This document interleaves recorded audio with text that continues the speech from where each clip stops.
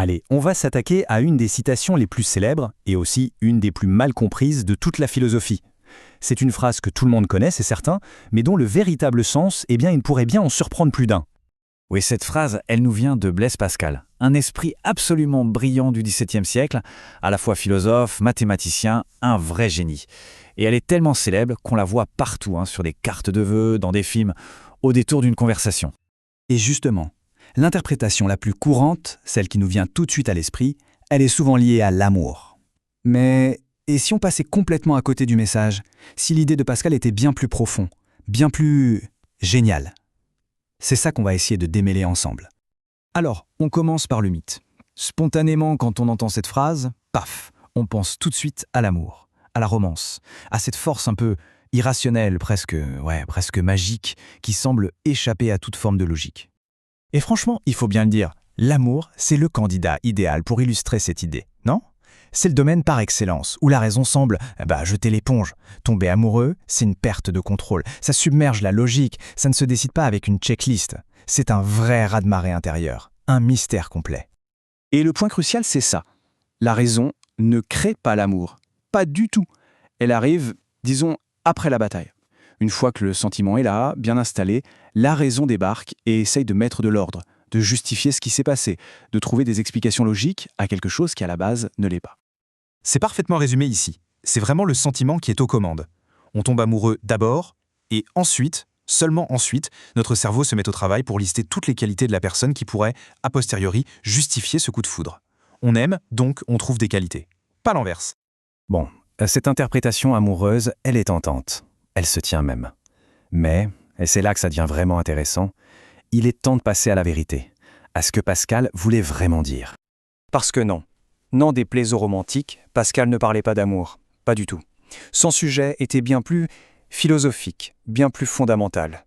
En fait, il s'attaquait à la nature même de la connaissance. Comment sait-on ce que l'on sait? Il explorait cette tension, ce rapport de force, entre deux manières de connaître le monde. D'un côté la raison, la logique, et de l'autre, ce qu'il appelle le cœur, qui est bien plus proche de la foi ou de l'intuition. Et c'est ça qui est fou. C'est Pascal, le mathématicien, le scientifique de génie, qui nous dit « Attention, la pensée rationnelle a des limites. La logique ne peut pas tout appréhender. Il y a des vérités fondamentales qui lui échappent complètement. » Alors pour bien comprendre sa pensée, il faut qu'on définisse les termes. Cœur contre raison. Qu'est-ce que ça signifie vraiment pour lui? Le mot important ici, c'est cœur. Pour Pascal, le cœur, ce ne sont pas les émotions, les sentiments amoureux. Non, le cœur, c'est la faculté de l'intuition. C'est notre capacité à saisir directement, immédiatement, des vérités de base, sans aucune preuve, sans démonstration. Et ce tableau, il résume tout parfaitement. On a deux modes de connaissance. Le cœur, c'est le premier, le primaire. Il ressent les principes de base, les axiomes. C'est la fondation. Et ensuite seulement, la raison arrive, elle est secondaire, elle prend ses principes et elle en conclut des propositions, des théorèmes. Elle construit l'édifice sur les fondations données par le cœur. Et comme c'est en matheux, Pascal utilise un exemple génial tiré de la géométrie. On sait tous de manière intuitive qu'une infinité de lignes droites peuvent passer par un seul point dans l'espace. On n'a pas besoin qu'on nous le prouve, on le voit, on le sent. Eh bien ça, c'est un axiome. C'est impossible à démontrer par la logique. C'est une de ces fameuses vérités du cœur. La raison est obligée de l'accepter comme point de départ pour pouvoir commencer à travailler, à construire ses raisonnements. D'où cette autre phrase, tout aussi géniale, « Les principes se sentent, les propositions se concluent ». C'est limpide, non? D'un côté, le ressenti, l'intuition, de l'autre, la déduction, la logique. Bon, tout ça c'est bien beau, mais on pourrait se dire à quoi ça sert aujourd'hui, pourquoi cette distinction entre cœur et raison est si importante finalement? Eh bien, Pascal nous met en garde contre quelque chose de fondamental. Il nous dit que la raison n'est pas un outil neutre, objectif. C'est souvent un avocat très doué qui est au service de nos désirs, de nos peurs, de nos angoisses.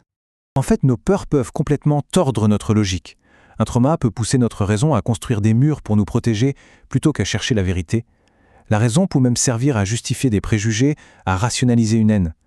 Tout ce bruit mental, ce bavardage incessant, il peut complètement étouffer les vérités les plus simples, les plus évidentes, celles que notre cœur, lui, perçoit clairement.